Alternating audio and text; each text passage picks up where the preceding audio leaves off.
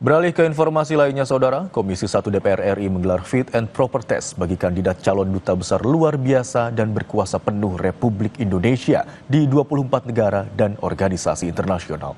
Uji kelayakan dan kepatutan dibagi menjadi 4 sesi selama 2 hari dan berlangsung secara tertutup.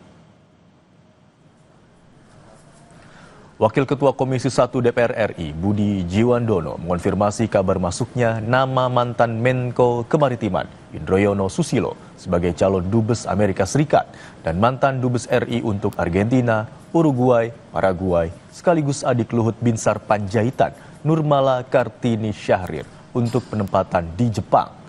Komisi 1 DPR akan mendalami pemahaman dan pengalaman para kandidat terkait negara penempatan serta kemampuan politik luar negeri.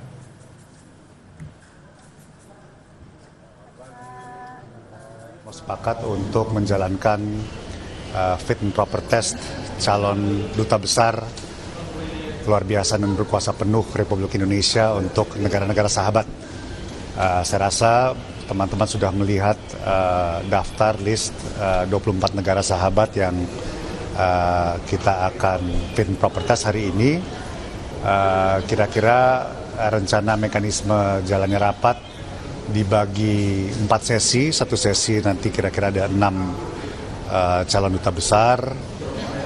Dimulai pagi ini jam 10 untuk sesi pertama, kemudian dilanjutkan nanti siang sampai sore, dan dilanjutkan besok 2 sesi lagi. Yang juga menjadi sorotan, Saudara, surat dari Kementerian UMKM kepada sejumlah kedutaan besar Republik Indonesia di Eropa yang isinya meminta bantuan dukungan pendampingan istri Menteri UMKM, Maman Abdurrahman, selama perjalanan viral di media sosial. Sang Menteri segera mengklarifikasi dan mendatangi KPK dengan membawa sejumlah dokumen. Maman mengaku tak tahu menahu sumber surat yang viral. Sebuah surat resmi Menteri UMKM Maman Abdurrahman beredar di media sosial. Surat berisi permohonan kepada sejumlah kedutaan besar Indonesia mengawal kunjungan istri Menteri UMKM Maman Abdurrahman, Agustina Hastarini, yang hendak berkunjung ke sejumlah kota di Eropa pada 30 Juni hingga 14 Juli.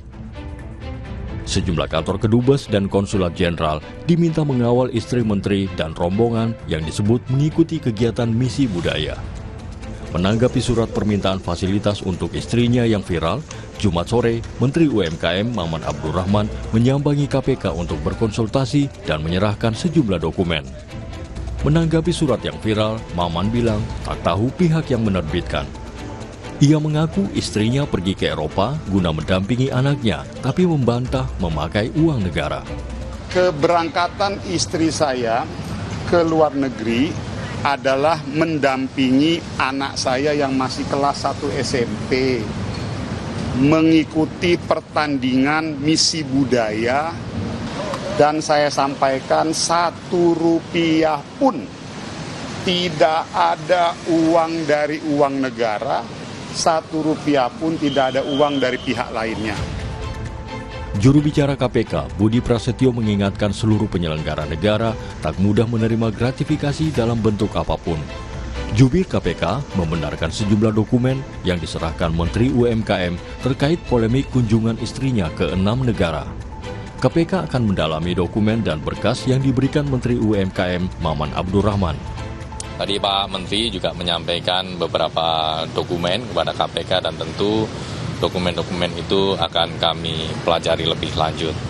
Dan di sini kami juga mengingatkan secara umum sebagai seorang penyelenggara negara, ya, siapapun tentu kita juga harus selalu berhati-hati terkait dengan potensi gratifikasi ataupun konflik kepentingan, ya.